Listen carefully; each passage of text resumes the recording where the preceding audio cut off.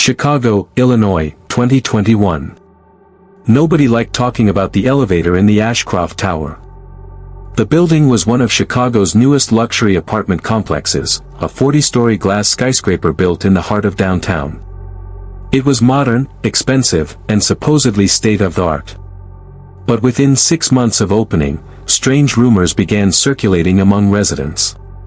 The elevator sometimes stopped on a floor that didn't exist. Most people laughed it off.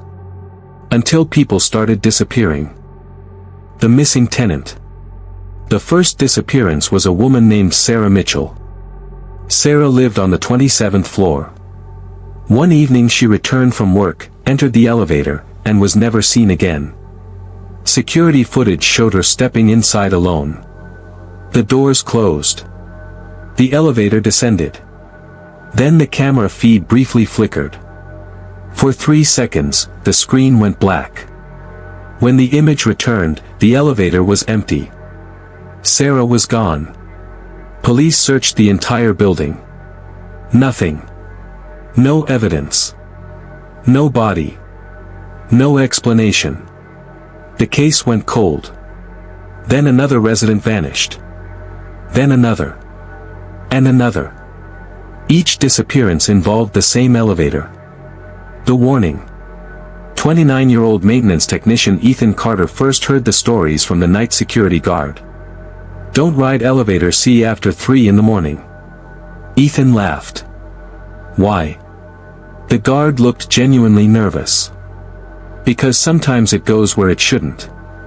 What does that mean? The guard hesitated. Then whispered. Floor 13. The impossible floor. Ashcroft Tower had no 13th floor. Like many buildings, it skipped directly from 12 to 14. Ethan checked the blueprints himself. There was no hidden level. No secret floor. Nothing. But strange reports kept appearing. Residents claimed a button marked 13 occasionally appeared on the control panel. Only late at night. Only for a few minutes. Then it vanished. Management dismissed the stories. Yet security footage revealed something disturbing. Several missing tenants had pressed a button that wasn't visible on the recording. Their fingers moved toward empty space. As if a hidden button existed only for them. 3:13 a.m. 3 weeks later Ethan was working the night shift. At exactly 3:13 a.m., he entered elevator C. The building was silent. Everyone was asleep. The doors closed. The elevator began descending toward the lobby. Then the lights flickered. Once. Twice. 3 times. The elevator stopped. The panels suddenly lit up. A new button appeared. 13. Ethan froze. The button hadn't been there before. Then the speaker crackled. A voice emerged. Deep. Calm. Almost human. "Welcome back." Ethan's blood turned cold. "Who is this?" No answer. The elevator began moving. Down. Below the basement. The display passed. B1. B2. Parking garage. Sublevel storage. Then numbers Ethan had never seen before. B3.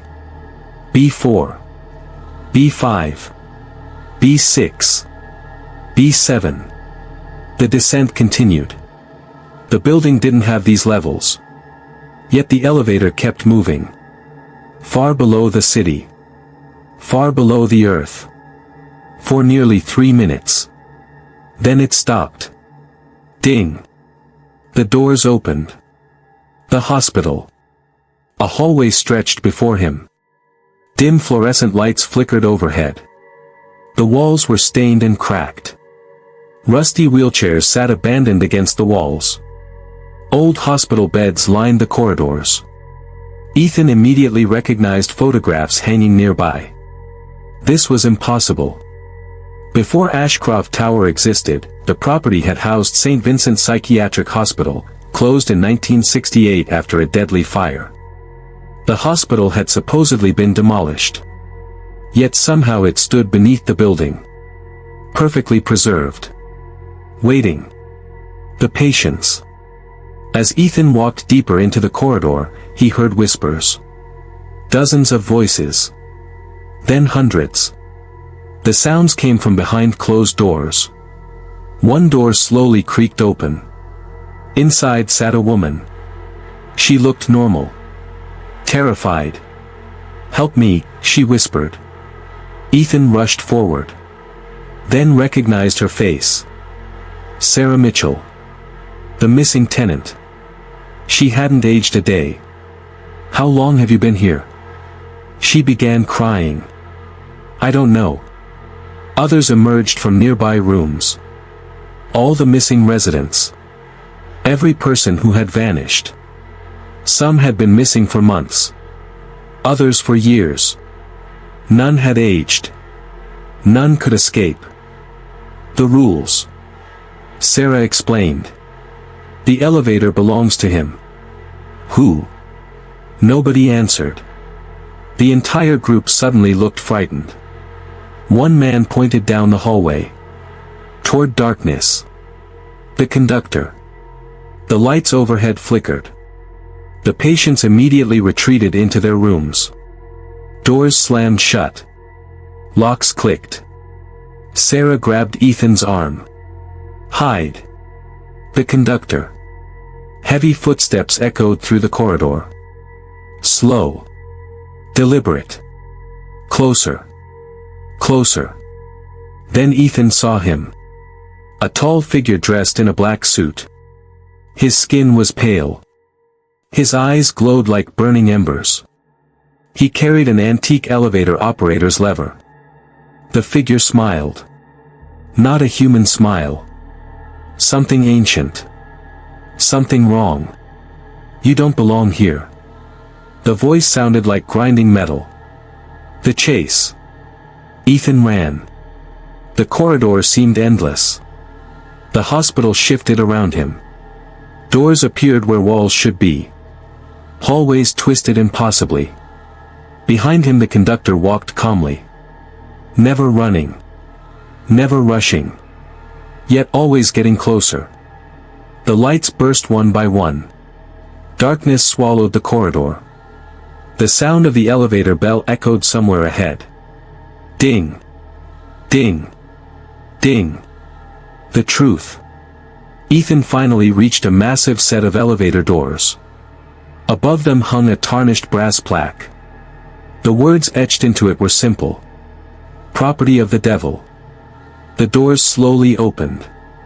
Inside stood dozens of shadowy figures. Thousands of faces moved beneath their skin. Each one silently screaming. The conductor appeared behind Ethan. "You may leave." Ethan turned.